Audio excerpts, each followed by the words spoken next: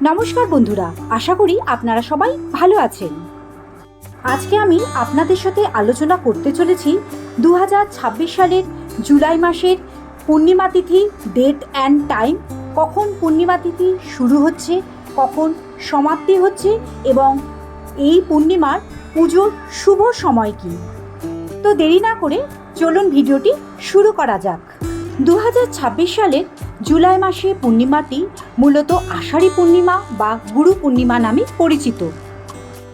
2026 সালের জুলাই মাসের গুরু পূর্ণিমা বা আষাঢ়ী পূর্ণিমা ব্রত পালন করা হবে 29শে জুলাই বুধবার।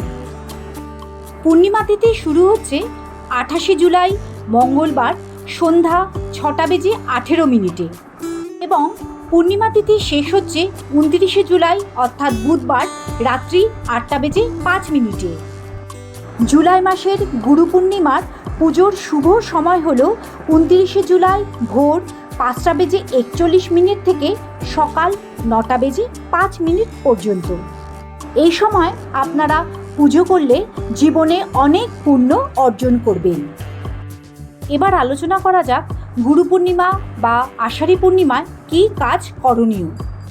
জুলাই মাসের পূর্ণিমাকে গুরু পূর্ণিমা বলা হয়।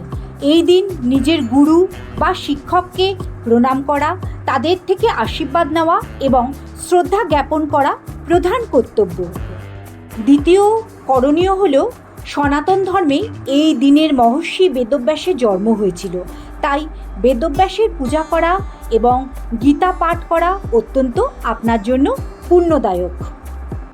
তৃতীয় করণীয় হলো, এই শুভ তিথিতে আপনারা যদি শ্রী সত্যনারায়ণ পূজা করেন বা কথা শ্রবণ করেন, তাহলে আপনাদের বৈবাহিক ও পারিবারিক জীবনে সুখ শান্তি বৃদ্ধি পাবে। এই শুভ গুরু পূর্ণিমাতে আপনারা যদি সারাদিন উপবাস বা ব্রত রেখে সন্ধ্যায় চন্দ্রদেবকে অর্ঘ্য নিবেদন করেন এবং অভাবী মানুষকে অন্ন বস্ত্র এবং সাধ্যমতো দান করেন, তাহলে আপনাদের মানসিক শান্তি ও আপনারা অনেক পুণ্য অর্জন লাভ করবেন।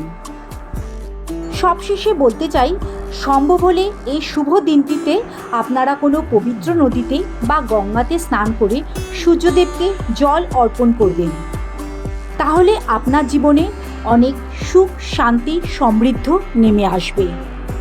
তাহলে বন্ধুরা, জুলাই মাসের গুরু পূর্ণিমা বা আষাঢ়ী পূর্ণিমা কবে শুরু হচ্ছে, কখন সমাপ্তি হচ্ছে এবং কী কাজ করণীয়, সমস্ত নিয়ে আমরা এই ভিডিওটিতে আলোচনা করলাম। ভিডিওটি যদি আপনার কোনো কাজে লেগে থাকে এবং ইনফরমেশনগুলো আপনার যদি ভালো লেগে থাকে, তবে অবশ্যই ভিডিওটিতে একটি লাইক করবেন এবং সবার সাথে শেয়ার করবেন এবং চ্যানেলটি সাবস্ক্রাইব করবেন। আপনারা ভালো থাকুন, সুস্থ থাকুন।